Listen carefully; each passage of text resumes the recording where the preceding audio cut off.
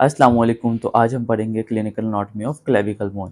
इसमें हमने बेसिकली देखना होता है कि इसके कुछ सेंटर्स होते हैं वो या तो कंजेनिटली तौर पे डिसफंक्शनल होते हैं, बनते नहीं, या फिर क्या होता है समटाइम क्या होती है कंजेनिटली तौर पर जो क्लेविकल होती है वो डेवलप ही नहीं होती, बनती नहीं है।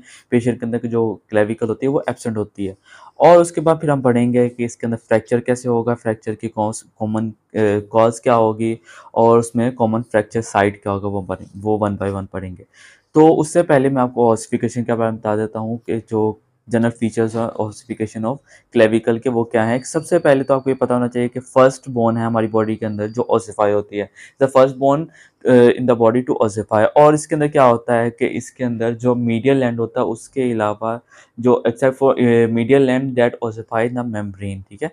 और उसके बाद आ जाएंगे इसके अंदर पेशेंट जो क्लेविकल होते हैं इसमें ना 3 सेंटर्स होते हैं।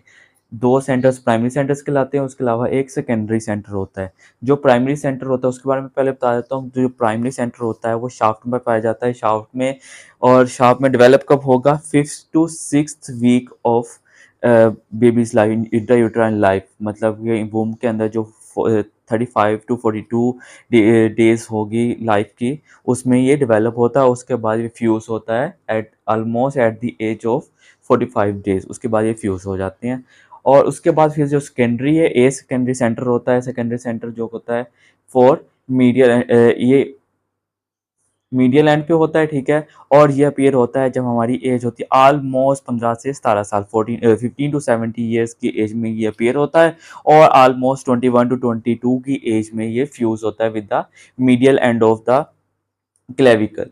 अब इसके बाद फीचर मैं बताता हूँ। फीचर्स में ये था कि या तो ये सेंटर्स डेवलप नहीं होते हैं इंट्रायूटेराइन लाइफ के अंदर, तो उसकी वजह से क्या कंडीशन हो सकती है। तो पहली कंडीशन आ जाती है क्लेविकल डिसऑस्टोसिस। इसमें क्या होता है कि लेटरल और medial end remain separated due to incomplete ossification.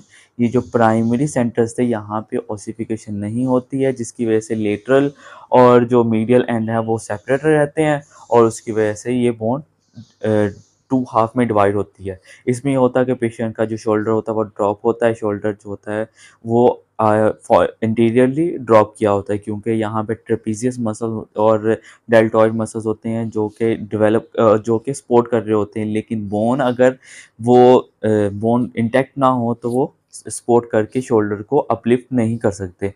फिर दूसरा आ जाता है क्लेडो क्रेनियल डिसोस्टोसिस। इसके अंदर जो कंजेनिटली तौर पर क्लेविकल बनती ही नहीं है, क्लेविकल कंजेनिटल एब्सेंट होगी।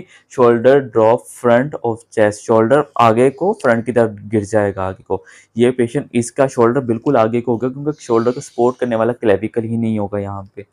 फिर आ जाता है इसका क्लेविकल का फ्रैक्चर। क्लेविकल का फ्रैक्चर मेनली जब हम फॉरवर्ड एंटीरियर साइड पे ड्रॉप गिरते हैं, गिरने पे हम क्या करते हैं, एक रिफ्लेक्सिवली क्या करते हैं, अपने हाथों के साथ में सपोर्ट करते हैं।